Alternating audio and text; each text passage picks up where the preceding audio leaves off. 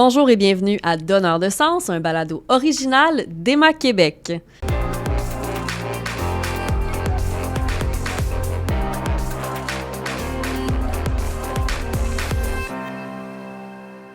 Mon nom est Camille Lemay et j'ai le plaisir d'animer cet épisode spécial du balado avec mon collègue Henriot Grubissa. Henriot, bonjour! Bonjour Camille. Effectivement, un balado spécial.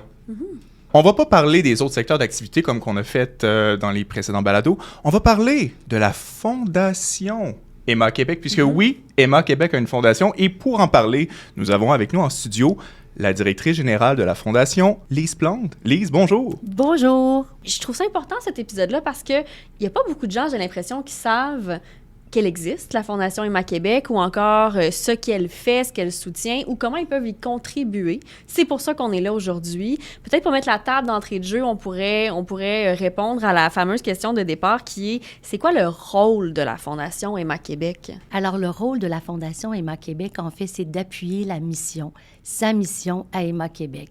Et ça, comment on fait ça? On finance des projets novateurs, des projets spéciaux, et on finance également les activités de recrutement des donneurs et des donneuses de sang.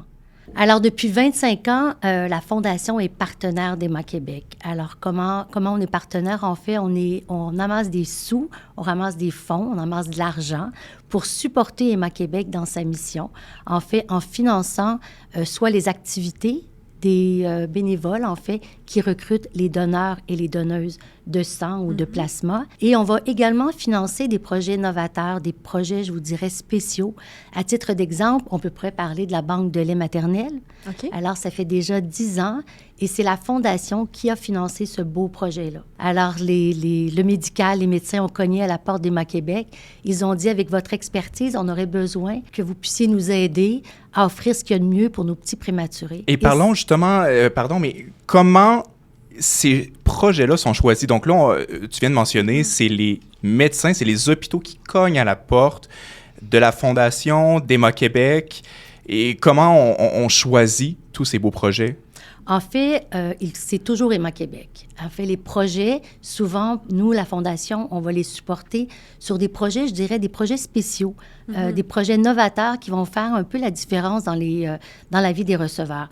Alors, c'est ce que je mentionnais, en fait, dans les hôpitaux. Pour le projet de la Banque de lait maternel, c'est un projet émergent. C'était pas un mandat que Emma Québec a reçu du gouvernement. C'est un mandat qui a émergé des centres hospitaliers et c'est comme ça qu'ils se sont tournés vers leur fondation, la Fondation Emma Québec, pour nous dire, est-ce que vous pourriez nous aider à financer l'étude de faisabilité? Pour savoir c'est les premiers pas, vraiment. C'est les premiers pas. Souvent, c'est des projets qui émergent et avant de pouvoir dire, OK, on va vraiment travailler à opérationnaliser ce projet-là. On va demander à la Fondation, comme dans le cas précis de la Banque de lait maternelle, de faire l'analyse de faisabilité. Et après quelques mois, justement, ils ont reçu le mandat pour pouvoir mettre sur pied la Banque de lait. On vient de fêter 10 ans. Alors, quelle belle fierté pour la Fondation d'avoir contribué à ce projet-là qui fait une réelle différence dans la vie de toutes les mamans et les nouveau-nés du Québec. Ah oui, c'est merveilleux. Puis, tu sais, tu l'as mentionné, cette banque-là, peut-être pour les gens qui nous écoutent, qui n'ont pas encore écouté l'épisode de balado sur la Banque de lait maternelle, ça vient en aide, comme tu l'as dit, aux jeunes bébés prématurés nés avant 32 semaines. Tout à fait. Ça permet d'éviter des maladies graves, peut-être même fatales chez certains nouveau-nés. Et tout ça a été rendu possible grâce à la Fondation. Donc, c'est avoir de l'argent, on va dire, caritatif ou qui vient vraiment du privé, donc des gens ou des entreprises. Ça permet de lancer ces projets-là puis d'accélérer peut-être les processus aussi? Et moi, la philanthropie, en fait, c'est un levier vraiment essentiel pour toutes les organisations. Ça permet d'aller plus vite puis d'aller toujours un petit peu plus loin. Alors, dans le cas précis de la Banque de lait, ça l'a permis, en fait, de mettre sur pied. Donc, de voir si c'était possible pour Emma Québec de le faire. Et on se retrouve 10 ans après avec un super beau projet. Alors, c'est ce que ça fait la Fondation Emma Québec. Ça permet à Emma Québec, en fait, de pouvoir développer des projets qui n'auraient pas lieu s'ils n'avaient pas eu les sous de la Fondation pour le financement. Et Lise, on parle des sous de la Fondation. Certaines personnes se demandaient pourquoi Emma Québec étant un organisme paragouvernemental qui appartient au gouvernement, pourquoi Emma Québec a besoin d'une fondation Emma Québec? Pourquoi ça serait juste pas Emma Québec qui pourrait soutenir ces projets-là? Bien, en fait, nous, à la Fondation, on est une organisation indépendante. Par contre, on est lié à Emma Québec. Alors, à titre de OBNL, d'organisation à but non lucratif, nous, on amasse des fonds pour supporter, justement, comme je le mentionnais, Emma Québec dans des mandats qu'ils n'ont pas encore reçus. Donc, ça leur permet, en fait, de répondre à des besoins émergents, à des projets spéciaux qu'ils ne développeraient pas s'ils n'avaient pas la part et les sous de la Fondation. De la Fondation. Alors, c'est ça le côté philanthropique, c'est de pouvoir justement faire la différence pour Emma Québec et se positionner peut-être comme des joueurs importants grâce à la Fondation. Et là, quand tu parles des bénévoles, c'est drôle parce qu'on se dit, ben, le bénévolat, c'est gratuit, mais on s'entend, pour travailler à Emma Québec, on voit l'arrière-coulisse de tout ça. Ça prend beaucoup de ressources pour coordonner les déplacements, les activations terrain. Tu l'as mentionné, les bénévoles de la BDS sont là en recrutement, en sensibilisation. Donc, c'est d'organiser ces événements-là, ces kiosques-là, de se jumeler à différentes collectes. Donc, ça prend des ressources financières. Là, ça prend pas juste des gens qui donnent de leur temps. Ce que vous fournissez avec la Fondation. Ben oui, il faut structurer tout ça, il faut organiser. Ils passent énormément de temps, leur engagement, leur mobilisation, c'est du bénévolat. Mais toutes les infrastructures autour, bien sûr, c'est la Fondation qui finance toutes les activités. Et ils sont nombreux, nos bénévoles en recrutement à Emma Québec. Ils sont plus de 800. Ah, c'est Alors, et justement, cette grande chaîne, moi, ce qui m'impressionne, c'est qu'on a tellement d'acteurs qui travaillent pour la mission. On a justement ces 800 bénévoles de la BDS. On a aussi des bénévoles à Emma Québec pour accueillir les donneurs, souvent dans les centres de dons.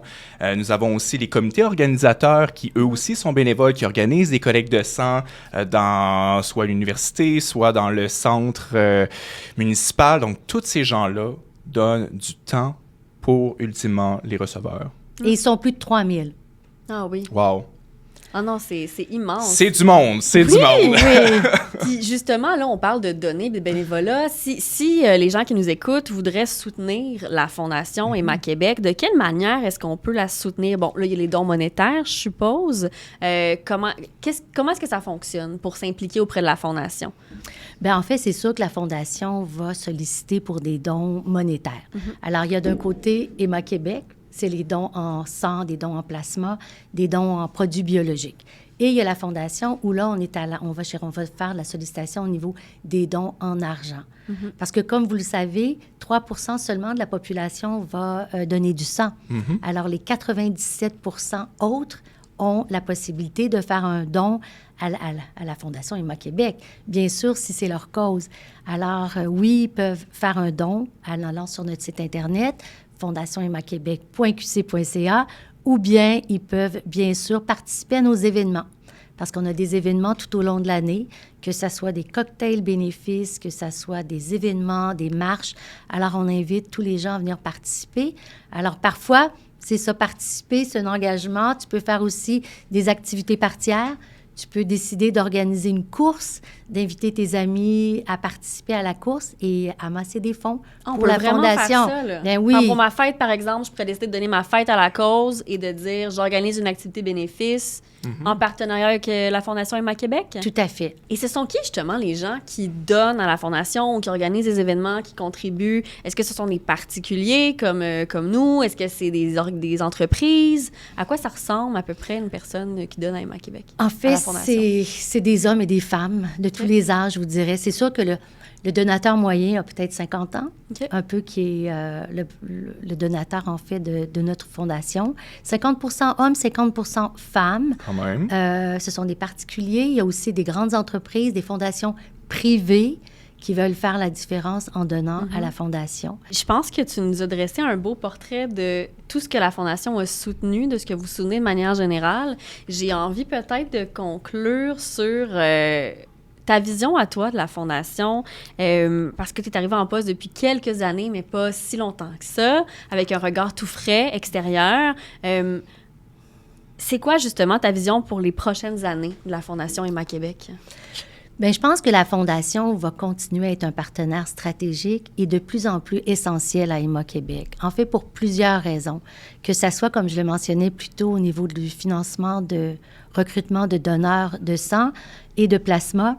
Le plasma, c'est quand même vraiment important dans la stratégie d'affaires de Emma Québec. Et il manque beaucoup. Les gens ne savent pas trop comment ça fonctionne. Ils savent, tu sais, donneur de sang, c'est plus facile à comprendre.